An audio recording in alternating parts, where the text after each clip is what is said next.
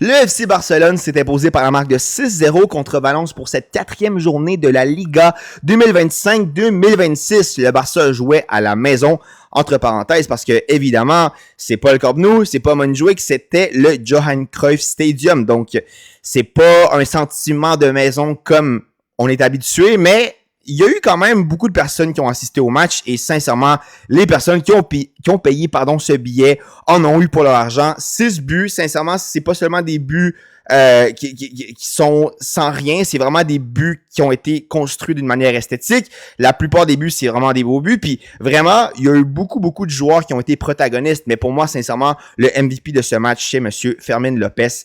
Voir que Chelsea voulait l'acheter pour 40, 50 millions, je me souviens plus c'est quoi le montant exact, mais sincèrement, Fermín López, faut le protéger. Fermín López, on parle beaucoup de Pedri, on parle beaucoup de Lamine, on parle beaucoup même de Casado, on parle beaucoup de talent générationnel dans ce Barça de Hansi Flick, mais sincèrement, Fermín, c'est un joueur qui, a priori, en termes de style de jeu, ben c'est pas le joueur qui va dribbler 3-4 adversaires, c'est pas le joueur qui va te faire un contrôle de balle à la Ronaldinho, ni le joueur qui va te faire un passement de jambe à la R9, mais sincèrement, Fermín, faut le protéger. Fermín, c'est sincèrement un diamant qui, pour le moment, est en train de se développer, puis en voyant les sphères de jeu qui développent en lui, moi, je crois sincèrement que Fermín, ça pourrait devenir un joueur très, très dangereux, puis même si ça devient pas un joueur qui s'assoit à la table de Pedri, de Lamine, de toutes ces pépites du FC Barcelone, ben, sincèrement, même s'il atteint le 50% de son potentiel, moi, je suis sûr que ça peut être un joueur différentiel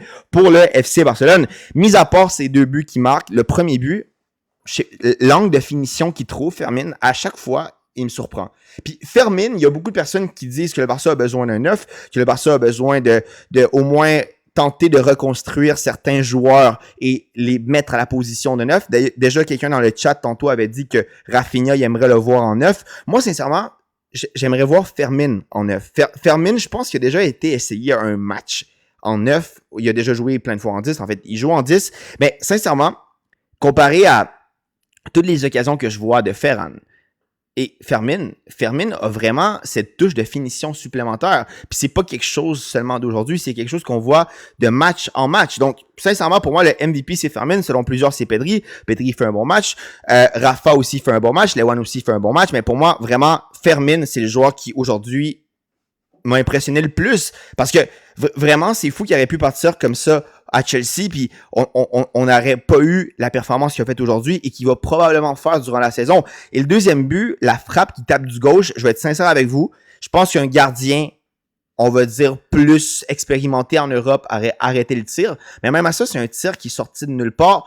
Même si ça finit pas un but dans un match important, il sort ce tir-là, ça va en corner, ça fait une occasion supplémentaire pour le Barça. Donc, sincèrement, Fermín, pas seulement encore une fois à cause de ses 2 buts, pas seulement aussi à l'action de Ferran, on va parler de Ferran aussi, mais il fait une action incroyable, il fait une passe D à Ferran qui a finalement pas été une passe D à Ferran, parce que Ferran a pas marqué, comme d'habitude, Ferran et les chokes, on est habitué, puis aussi ses conduites de balle, toute l'agressivité qu'il a alors qu'il joue, Fermín pourrait, c'est quelque chose d'incroyable. Fermín, c'est un joueur qui a gagné mon cœur, puis je pense qu'il a gagné le cœur de plusieurs fan du FC Barcelone, pas seulement depuis la saison dernière, mais la saison d'avant, même avec Xavi, quand Xavi le fait débuter en Ligue des Champions, et on sait qu'est-ce qui se passe après. Sincèrement, vous me demandez, aujourd'hui, jour pour jour, tu préfères qui, Dani Olmo ou Fermín? C'est même pas une question. Fermín de loin. Dans les matchs importants, c'est Fermín qui doit jouer, pas Dani Olmo. Vraiment pas Dani Olmo. Fermín est fait pour les matchs importants. Vraiment, je lève mon chapeau à ce joueur. Maintenant, on va parler du côté un peu plus négatif. Ferran Torres, c'est fou. Ferran Torres, il fait une bonne saison en tant que super sub la saison dernière. Il fait sa meilleure saison depuis QFC Barcelone. Et depuis le début de la saison, on peut être patient avec lui. Mais là, c'est pas drôle. Là, c'est pas drôle. Ferran, catastrophique. Ferran Torres de 2021-2022 est de retour. Sincèrement, c'est catastrophique, Ferran. Ferran ne peut pas être un joueur titulaire du FC Barcelone avec cette forme-là.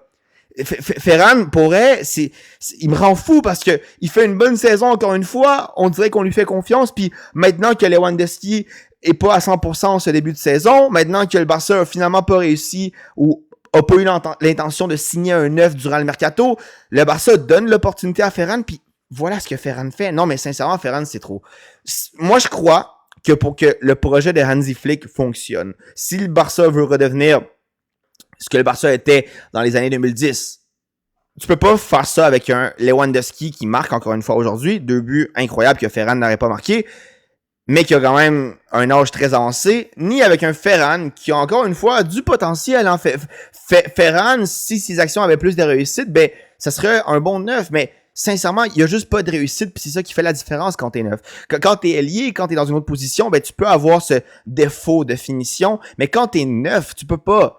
Surtout pas comme Ferran. Combien d'occasions il faut qu'il manque pour que Deco ou Laporta ou même Hansi Flick demande en priorité numéro 1 de signer un 9. Moi, sincèrement, je crois que le 9 à signer, c'était Julián Alvarez la saison dernière. Au lieu de Dani Olmo à 60 millions, t'as investi un peu plus puis tu signes Julián. Julián, je pense qu'il avait coûté 90 ou 100 millions. Bref, c'est beaucoup. Puis regardez ce que Julián y fait. Puis regardez à quel point Julián est malheureux à l'Atlético Madrid. Imaginez ce Julián-là, avec cette forme-là, avec cette envie de percer en Europe, au FC Barcelone. Ça serait le fit incroyable. Mais sincèrement, je pense que Julián au Barça, il y a beaucoup de narratifs pour qu'il signe, mais c'est pas vraiment réaliste. Sa clause libératoire est juste impossible à aller chercher pour le Barça.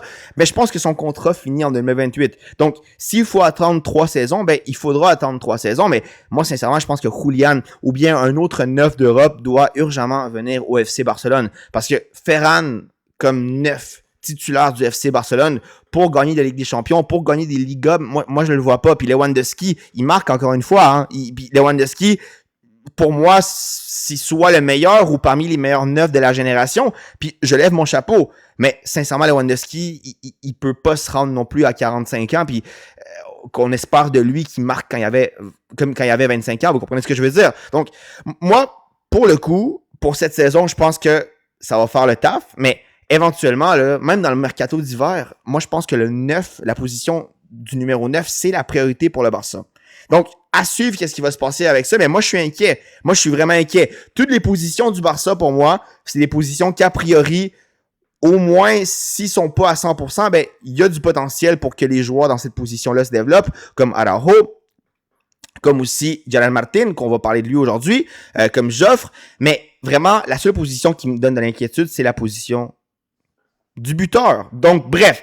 Parlant maintenant de la défense, je veux pas non plus parler beaucoup de tous les défenseurs, mais ils font tous un match normal. Sans dire qu'ils font un match incroyable, ils font tous un match normal, classique. Koundé, Garcia, Cubarsí, Jalal Martin, quelque chose qu'ils ont en eux, c'est qu'ils ont une certaine constance, normalement. Puis en fait, Valence n'a pas non plus eu beaucoup d'occasions, mais dans les occasions qui auraient pu être dangereuses, ben sincèrement, les passes en back avec la tête, les relances offensives, autant de Cubarsí que de Koundé, moi, j'ai aimé ça. Puis aussi, Joffre, il fait une entrée, pour moi, qui me donne au moins une sensation de potentiel en lui. Donc, Joffre, pour ceux qui ne savent pas c'est qui, c'est Joffre Torrents, joueur qui a, on va dire, brillé en pré-saison avec le FC Barcelone.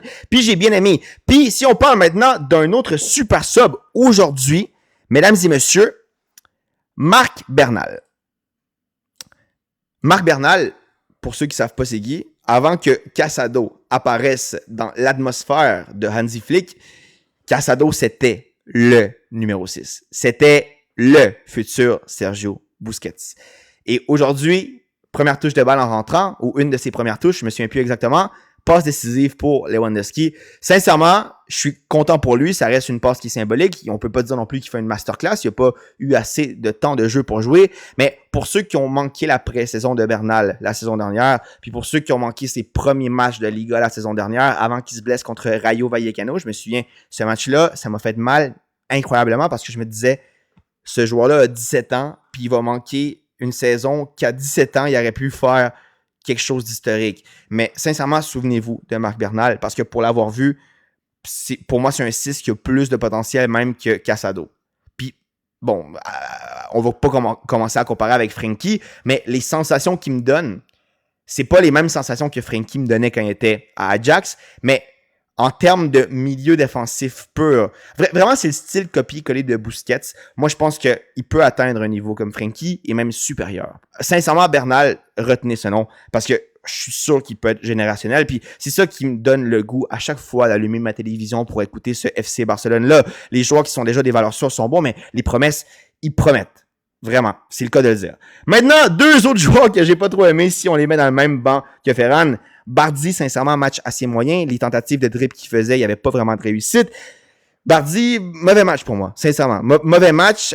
Aussi, les joueurs du FC Barcelone ne lui faisaient pas confiance parce que quand il tentait des dribbles, encore une fois, il perdait des ballons. Donc, Bardi, ça n'a pas été sa journée. J'espère qu'il va avoir d'autres chances de briller avec le FC Barcelone parce que en pré-saison, il y a eu des trucs qui m'ont quand même impressionné. Mais aujourd'hui, il s'est pas retrouvé. Et Marcus Rashford, j'ai vu beaucoup de personnes qui l'ont soulevé à cause de sa passe décisive. Oui, c'est une bonne passe, tout ce que tu veux. Mais sincèrement, moi, Rashford, il me convainc pas encore. Moi, pour qu'il soit titulaire au FC Barcelone, je le vois pas.